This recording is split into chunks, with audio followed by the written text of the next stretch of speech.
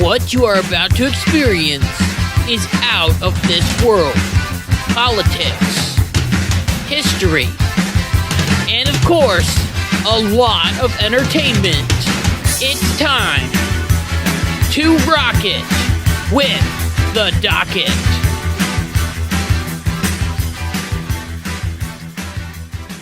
Hey, what's going on, everybody? It's Kyle Dockery with the Dockery Docket. We are here with another exciting episode of the Dockery Docket. I'm excited to be here, and I hope that you are excited to be here as well. And if you are excited to be here as well, make sure to go down below, hit the like button, hit the subscribe button, so then you never miss one of my videos. So, right now it's hard to look at the government and see them as competent or actually caring about the American people. We, the United States citizens, pay taxes, usually against our will, so then the government can fund different things. The government can pay for roads and bridges and make everyone in the country happy. In an ideal world, the money that we send to the government should come back to us, right? It makes sense. In a perfect world, we wouldn't be paying for other countries to blow up other countries, but we do this constantly. When a natural disaster happens, people are expecting the government to be there for help in some way. This is why we have tax dollars, so then the government can help us in a crisis. But when they refuse to give you the money that you have given to them, and instead the government decides to give it to someone else, then yes, people are going to start to get angry at the government. When people see politicians dancing on a late night show while people are drowning, then yes, people are going to start to get upset about that. Right now, Florida has dealt with two massive hurricanes, Helene and Milton, one right after the other. And the question on everyone's mind is, will the government actually show up and help these people? So usually after different hurricanes, different politicians make trips down to the affected area. Yes, this is a photo op every single time, but I also think that people appreciate this. As after Hurricane Helene stopped, guess who jumped on an airplane with supplies to help the victims?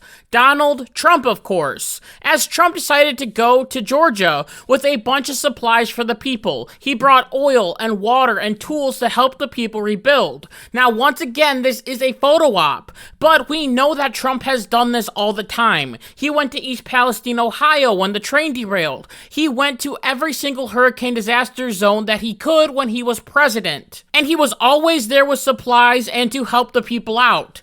Kamala Harris and Joe Biden don't do this. As Joe Biden, who is still the president of the United States, I know you're shocked, was vacationing in Delaware. And of course, Kamala Harris was campaigning in California. Both North Carolina and Georgia are battleground states, so why doesn't Kamala Harris make a video about how she is praying for the people and that she'll be visiting there soon? Especially right after a terrible hurricane took away everything. Because the excuse right after this hurricane was that Kamala Harris didn't want to go down there because that would cause issues with emergency crews. And I remember one president making that same exact point and then getting accused of hating black people. But if this is true and Kamala wants to go down there, but not right now, why doesn't she tell people that? Right now, people feel like they are being abandoned by their government while they have lost everything, and guess who shows up again? Donald Trump. The only thing that we got from Kamala Harris at this time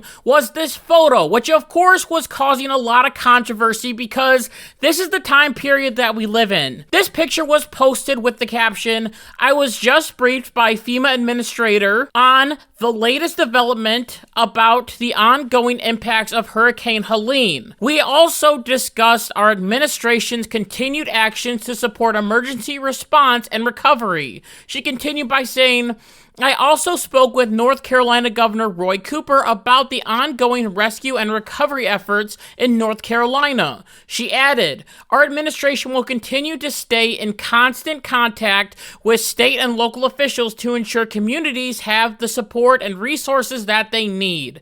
Now, of course, the great minds of Twitter pointed out that, well, this paper is blank. And in fact, every single piece of paper that is in front of her is blank. Along with that, another important point that people were pointing out is that her headphones are not connected to her phone that is sitting right on the table. Now, before you say, well, Apple phones don't have a headphone jack, you idiot. This is true, but Apple has different dongles and also headphones that have a wire that can be hooked up to Apple phones using a lightning port.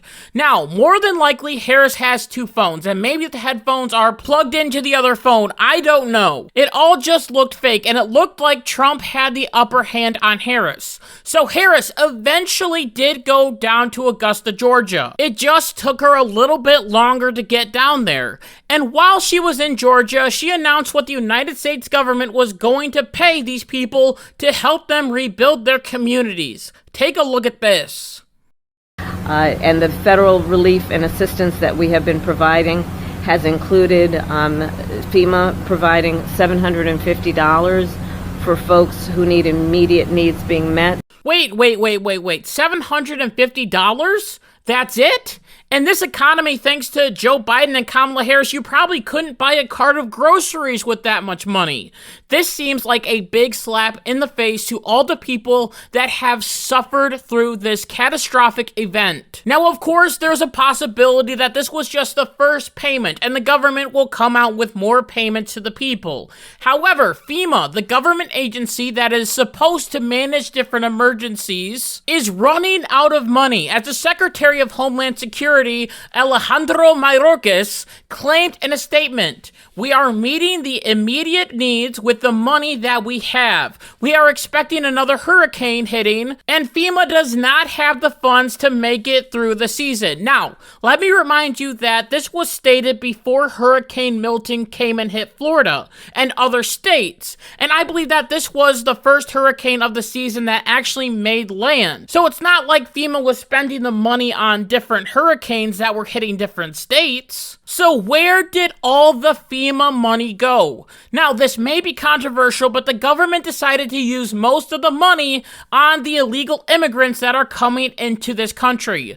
This isn't a whack job conspiracy theory. This is according to FEMA itself. One article read, Department of Homeland Security announces $380 million in additional funds to community receiving migrants. Another one read, Department of Homeland Security announces distribution of more than $77 million in congressional funds for communities receiving migrants. Another one reads, FEMA awards $110 million to the Emergency Food and Shelter Program to assist migrants. And the last one says, Department of Homeland Security announces $300 million in direct funding to communities receiving migrants and $340 million for a new competitive award process. This right here is why people are getting so angry at FEMA. They see that this department can spend hundreds of millions of dollars on illegal immigrants, and listen, I don't think that these illegal immigrants should suffer.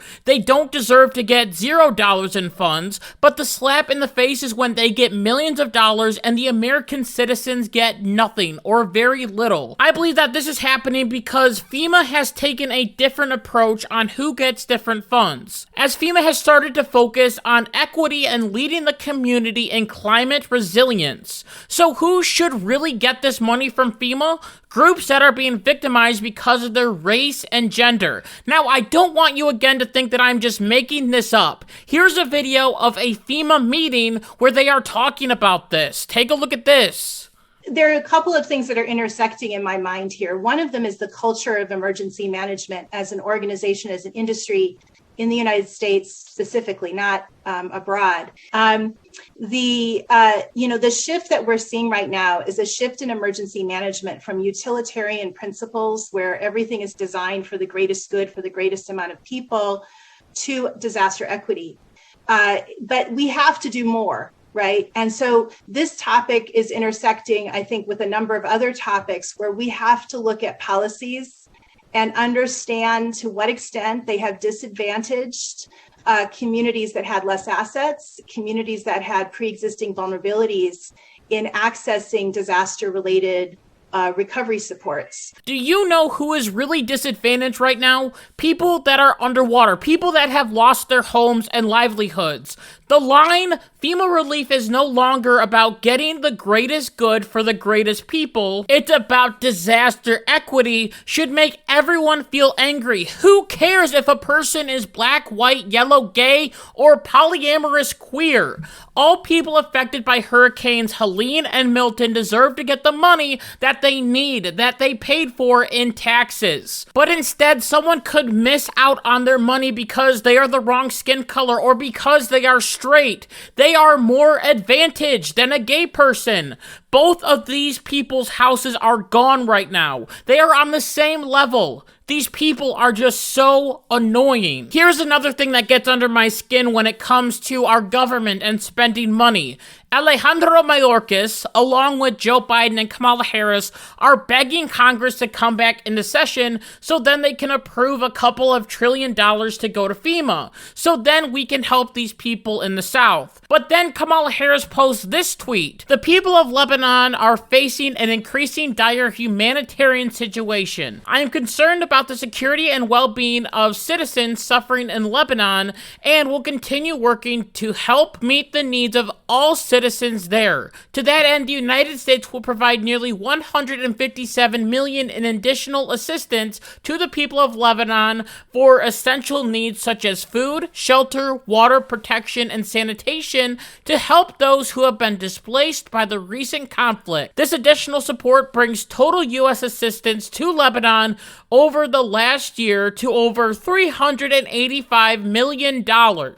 Now, do you remember Congress accepting that much money to go to Lebanon? Which I found out is not a city in Florida, Georgia, or even the Carolinas.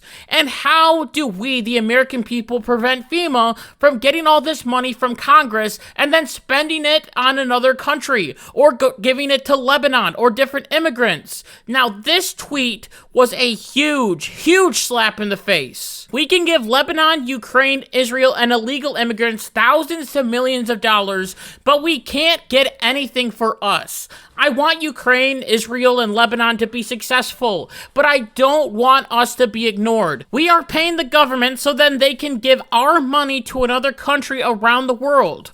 Now, I dream of a world where there's a president that is actually America first and makes sure that the United States is good before they go and blow our money around the world. Could you imagine all the money that we have sent to Ukraine going to Baltimore after the bridge collapsed? They could have rebuilt the bridge so fast, and that would have helped our trading. Imagine if all the money that we sent to Lebanon and Israel went to different cities affected by the hurricane. The internet would be able to go up again, and people could afford groceries, and maybe they could have been able to rebuild their house. But for some reason, for some weird reason, we don't get the luxury that Lebanon, Ukraine, Israel, and even illegal immigrants get. We get the breadcrumbs, and that needs to change fast. And with that, I just want to thank you so much for listening to this episode of the Dockery Docket.